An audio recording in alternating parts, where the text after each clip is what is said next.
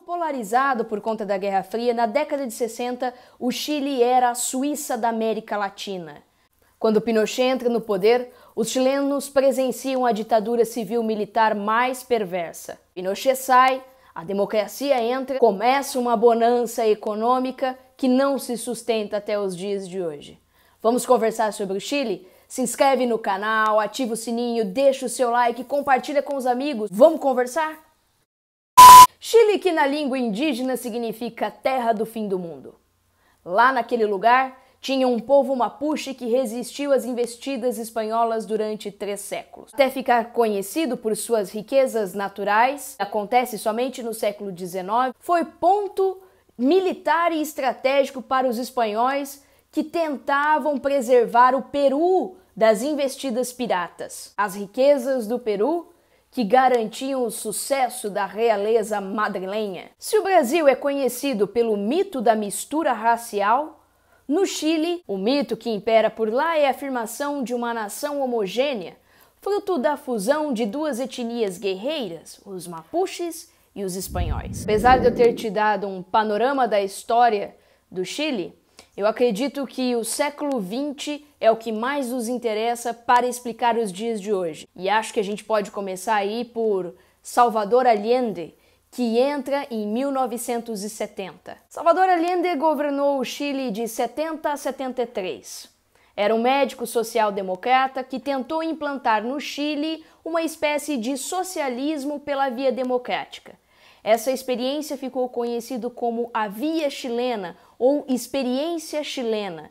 E como nós sabemos, isso termina num cruel golpe militar em 11 de setembro de 1973. Apesar de preservar todas as instituições democráticas que davam a sustentação ao seu governo, o fascínio de Allende pela Revolução Cubana foi o seu fim. E tem que ficar bem marcado que, diferente de Fidel Castro, Allende entra no poder por meio das urnas e não por meio da bala. Todo o processo revolucionário proposto por Allende foi pacífico, realizado com liberdade de expressão, liberdade de imprensa, liberdade multipartidária e eleições bem competitivas. Na verdade, quando Allende entra no poder, se torna presidente, quem controla a maioria do Congresso, do Judiciário e a imprensa é a oposição. Durante todo o período que ele conseguiu governar, ele nacionalizou as riquezas básicas do Chile, como as minas, e nacionalizou os bancos privados. Com a ajuda dos trabalhadores mais simples, dos camponeses, dos moradores de favela, ele conseguiu realizar a mais extensa reforma agrária do jeito mais rápido. Uma reforma agrária tão rápida que o primeiro-ministro chinês chegou a advertir, dizendo que ele estava indo rápido demais. Dentro dessa revolução pacífica, ele adicionou programas de transferência de recursos para os mais pobres e, para os padrões da época, ele construiu um conjunto habitacional que nunca tinha tido na história do Chile. Duplicou as consultas médicas gratuitas. O Chile tinha saúde gratuita garantida pelo governo, garantiu meio litro de leite para todas as crianças chilenas. Povos indígenas tinham deixado para trás décadas de opressão e discriminação. Por conta disso, o Chile passou a ser um observatório de estudo de vários estrangeiros que chegavam por lá, principalmente da França e da Itália. E os brasileiros que estavam exilados por lá e conseguiram viver essa experiência estavam José Serra e Fernando Henrique Cardoso. Quem é do estado de São Paulo sabe muito bem o que José Serra, por muito tempo como governador, distribuiu leite para as crianças. Tá lembrado? Esse assistencialismo, essa busca por uma sociedade mais igualitária, vai desembocar na Marcha das Panelas Vazias em dezembro de 71, que foi organizado por mulheres de classe média, baixa e alta para protestar contra uma possível escassez de alimentos. Só que isso é rebatido pelo professor de história Peter Wynne, que era especializado em América Latina e vivia nesse momento no Chile. Ele menciona que essa marcha, na verdade, representava o medo da população de classe média e alta de haver realmente essa escassez de alimento por conta da distribuição igualitária. Só que em 72 as coisas realmente começam a dar errado para Salvador Allende e todo esse cenário positivo muda de figura. O ano de 72 é praticamente decisivo. Há duas forças que imperam: o povo que está do lado de Salvador Allende e o povo que quer derrubar Salvador Allende. O Chile passa então a viver uma guerra civil não declarada. A oposição que se restringia aos corredores do Congresso agora está na rua e se torna cada vez mais contra-revolucionária e desemboca numa greve em outubro. A greve de outubro foi uma dispensa temporária das empresas privadas para os trabalhadores de classe média, para os profissionais autônomos, numa tentativa de desestabilizar o governo. Em contrapartida, teve uma oposição e uma manifestação tão grande nas ruas, de trabalhadores, estudantes, camponeses, que conseguiu conter essa oposição. Uma oposição que conseguiu se fazer valer dentro do Congresso, conseguiu reeleger Salvador Allende em 1973 e depois conseguiu 2/3 do Congresso. Isso assustou tanto as elites chilenas que eles foram procurar refúgio nos quartéis militares. Em 11 de setembro de 1973, o general Augusto Pinochet toma o poder, impõe um reino de terror que provoca o desaparecimento de mais de 3.000 chilenos e praticamente 100.000 chilenos são aprisionados e torturados.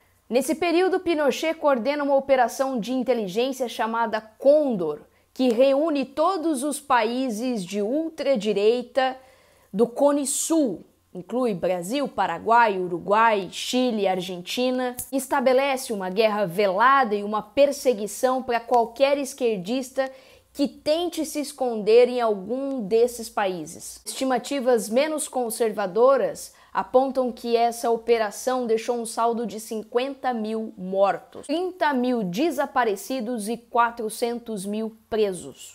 O Chile ditatorial de Pinochet foi um modelo de ditadura para os outros países imitar. Uma coisa é verdade, Pinochet conseguiu modernizar o Chile.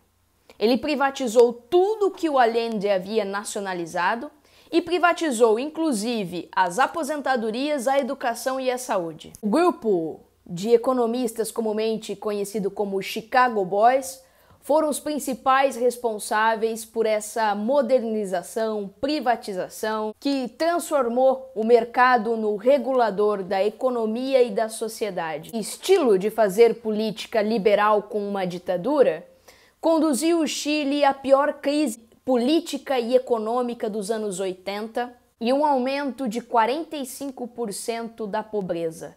Quando Pinochet sai do poder, mais de 30% dos chilenos estão vivendo abaixo da linha de pobreza. Anos depois, com a democracia restaurada, esse estilo de fazer economia de um jeito mais pragmático levou a população do Chile a um alto crescimento econômico e uma baixa inflação. Esse período, que ficou conhecido como o Milagre Chileno, só foi possível por causa da derrota de Pinochet. Em 88, o ditador chileno foi pressionado pelas organizações internacionais a realizar um plebiscito para saber se as pessoas queriam ou não que ele continuasse no poder. O povo em 88 deixou muito claro que já não queria mais Augusto Pinochet.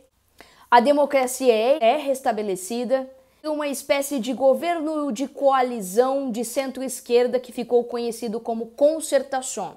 Esse governo atuou por 2 décadas. Só em 2000, com Ricardo Lagos, o Chile vai receber como presidente o primeiro socialista depois de Allende. Em 2006, Michelle Bachelet vai ser a primeira presidente socialista. Como esse Chile, que foi modelo para a América Latina, chega em 2019 com as manifestações mais violentas em décadas. O número do PIB chileno se destacou na América Latina. Porque a gente tem que lembrar que o PIB mostra a riqueza como um todo e não nas desigualdades.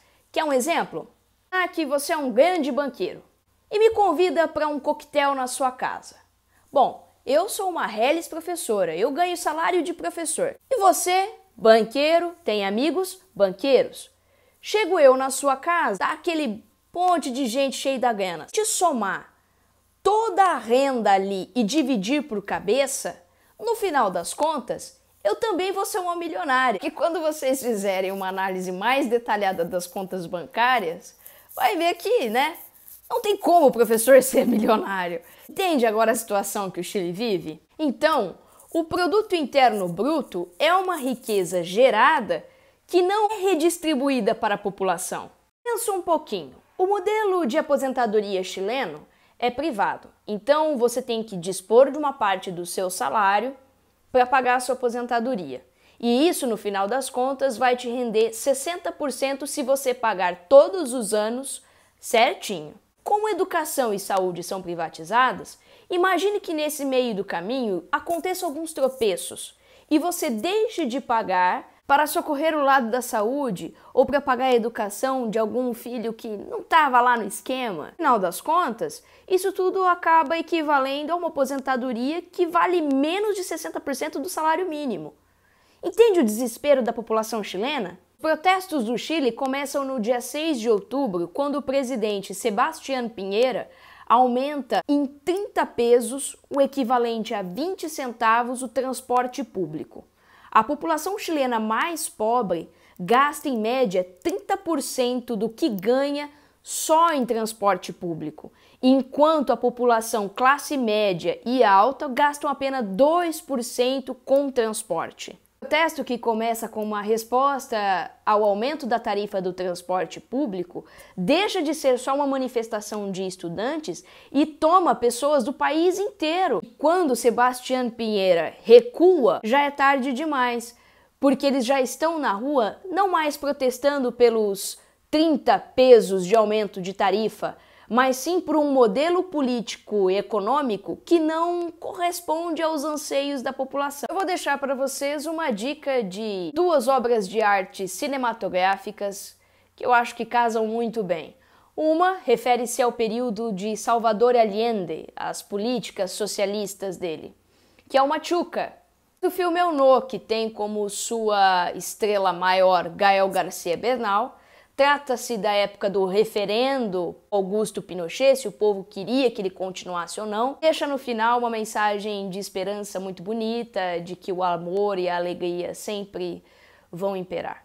No momento, acabei de me lembrar de uma música chamada Aqui Me Quedo, de Victor Jara, ou Victor Jara, com J. Procuram, ouçam. Bom, pessoal, por hoje é só. Espero que vocês tenham gostado e até a próxima.